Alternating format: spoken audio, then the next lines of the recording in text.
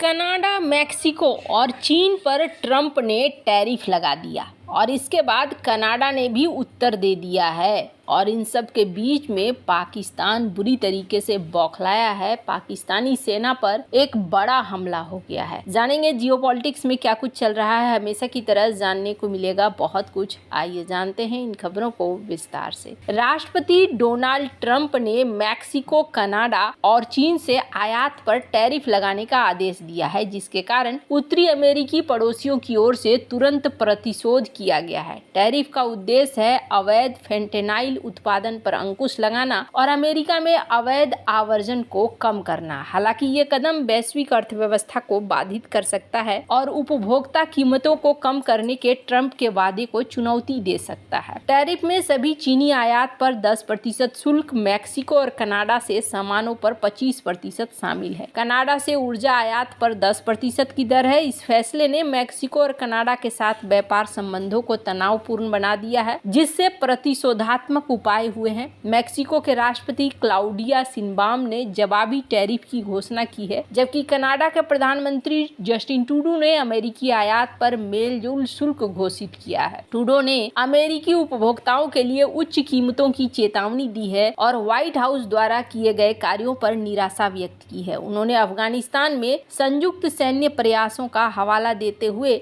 America के साथ Canada के ऐतिहासिक गठबंधन पर प्रकाश डाला है। इस बीच ब्रिटिश कोलंबिया के प्रीमियर डेविड एबी ने निवासियों से टैरिफ के विरोध में कुछ राज्यों में अमेरिकी शराब का बहिष्कार करने का आग्रह किया है। मंगलवार को टैरिफ लागू होने वाले हैं, जिसका संभावित रूप से आर्थिक विकास पर प्रभाव पड़ सकता है। येल के बजट लैब के एक विश्लेषण से पता चलता है कि इन करों के कारण अमेरिकी घरों को $1170 की आय का नुकसान हो सकता है। एक वरिष्ठ अमेरिकी अधिकारी ने कहा है कि गैसोलीन और उपयोगिताओं में महत्वपूर्ण मूल्य वृद्धि से बचने के लिए ऊर्जा टैरिफ को कम रखा गया है। ट्रंप प्रशासन का लक्ष्य फेंटेनाइल उत्पादन और अवैध आवर्जन को संबोधित करने के लिए मैक्सिको और कनाडा पर दबाव डालना है। हालांकि टैरिफ हटने के लिए कोई विशिष्ट मानक प्रदान नहीं किया गया है। आदेश कनाडाई आयात पर $800 से कम के लिए शुल्क भी अनुमति देता है, जो कि पहले सीमा शुल्क से छूट प्राप्त है। Centre for strategic and international studies के एक वरिष्ठ सलाहकार विलियम रीन्स ने कच्चे माल पर टैरिफ लगाने के पीछे के आर्थिक तर्क पर सवाल उठाया है। ऐतिहासिक रूप से ऐसे सामानों पर कम टैरिफ को निर्माण लागत को प्रतिस्पर्धी बनाए रखने के लिए बनाए रखा गया है। ट्रंप का फैसला उनकी आर्थिक विचारधारा के अनुरूप है, जो टैरिफ का उपयोग राष्ट्रीय सुरक्षा के लिए एक उपकरण के रूप में करता है। टैरिफ के लिए जनता के मिश्रित समर्थन के बावजूद वह कंप्यूटर चिप्स, स्टील, तेल, प्राकृतिक गैस, तांबा, दवाइयां और यूरोपीय संघ के आयात को टारगेट करके आगे आयात करों की योजना बना रहा है। ये उपाय व्यावसायिक निवेशों को प्रभावित कर सकते हैं, जिनकी ट्रंप ने कॉर्पोरेट टैक्स कटौती और विनियमन को कम करने से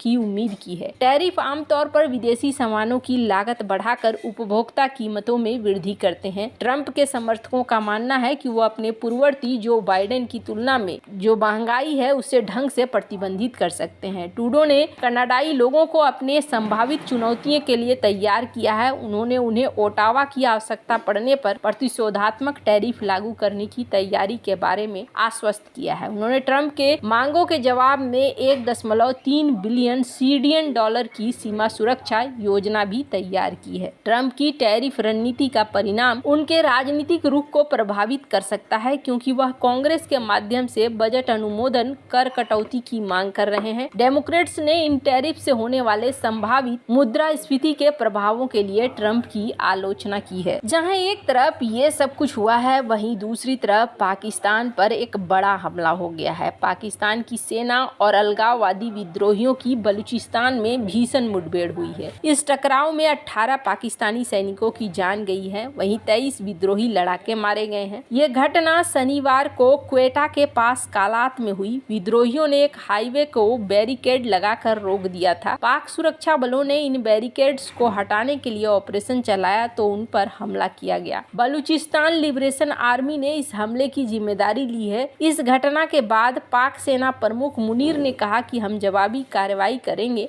और उन लोगों को ढूंढ कर सजा देंगे। उन्होंने कहा कि इस जघन्य वारदात के अपराधियों और मददगारों को न्याय के कटघरे में लाया जाएगा। बीएलए के प्रवक्ता आजाद बलूच ने एक बयान में कहा कि हमारे लड़ाकों ने कालात हमलों में महत्वपूर्ण प्रगति की है, अपने लक्ष्यों का हासिल किया है। आजाद बलूच ने दावा किया कि विद्रोहियों ने एक सैन्य चौकी पर हमला किया गया है। पाकिस्तान की आर्मी की ओर से कहा गया कि उनकी ओर से चलाए गए अलग अलग 2 ऑपरेशन में 23 आतंकी मारे गए हैं। पाक सेना के मीडिया विंग के बयान में बताया गया कि आर्मी प्रमुख जनरल सैयद असीम मुनीर ने बलूचिस्तान के कलात में सुरक्षा अभियान में 18 जवानों की जान जाने के बाद आतंकवादियों के छद्म सहयोगियों को हराने की कसम खाई है। मुनीर ने कहा कि जो लोग अपने विदेशी आकाओं के छद्म आतंकवादी रूप में काम कर रहे हैं, उन्होंने दोहरे मापदंड को प्रदर्शित करने की कला में महारत हासिल की है, लेकिन वह बच नहीं पाएंगे। मुनीर ने कहा कि हम अपनी मातृभूमि और इसके लोगों की रक्षा के लिए निश्चित रूप से जवाबी कार्रवाई करेंगे और जब भी आवश्यकता होगी, आप जहां भी दुश्मन होगा, हम उसे मारेंगे। पाकिस्तान ने राष्ट्रपति आसिफ अली जरदारी और प्रधानमंत्री शहबाज शरीफ ने भी हमलों की निंदा की है। जरदारी और शरीफ ने कहा कि बलूचिस्तान में तब तक अभियान जारी रहेंगे जब तक विद्रोहियों का सफाया नहीं हो जाता है। Pakistan institute for conflict and securities studies के प्रबंध निदेशक अब्दुल्ला खान ने कहा है कि इस ताजा हमले से पता चलता है कि विद्रोही समूह की कई हमले करने और राजमार्गों को अपने में कंट्रोल करने की क्षमता बढ़ गई है। उन्होंने कहा कि ताजा हमला पिछले साल के हमले में सबसे घातक हमलों में से एक है। बलूचिस्तान में सक्रिय बीएलए लगातार अक्सर सुरक्षा बलों को निशाना बनाता रहता है। बीएलए ने पाकिस्तान में बहु अरब डॉलर के परियोजनाओं पर काम करने वाले,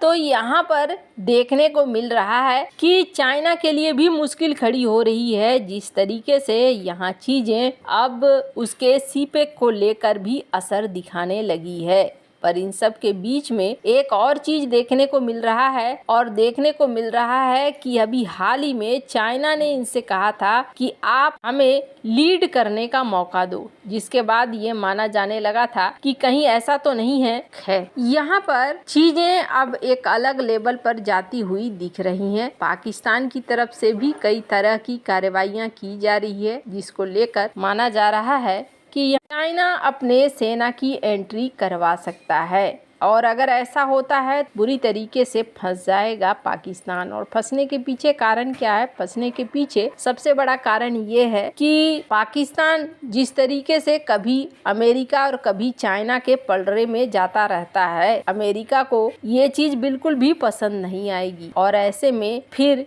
दोनों ही तरफ से समस्याएं पाकिस्तान के लिए खड़ी हो सकती है। पाकिस्तान इस चीज को बहुत अच्छे से जानता है, इसलिए वो किसी भी ग्रुप में शामिल नहीं होना चाहता है। लेकिन जिस तरीके के हालात बन रहे हैं उसके देश के, ऐसे में कुछ भी आगे कहना मुश्किल है कि किस दिशा में वो जाए। वैसे आपको बता दूं, जिस तरीके से चल रहा है, ऐसे में पाकिस्तान के लिए चौतरफा मुसीबतें हैं। फिर भी पाकिस्तान को आप देखेंगे तो पाकिस्तान लगा हुआ है भारत के पीछे और बांग्लादेश के साथ रणनीतिक कूटनीतिक साझेदारी निभाने के पीछे। आपको क्या लगता है? कमेंट कर जरूर बताएं। जल्द मिलते हैं अगले वीडियो में नई खबर के साथ।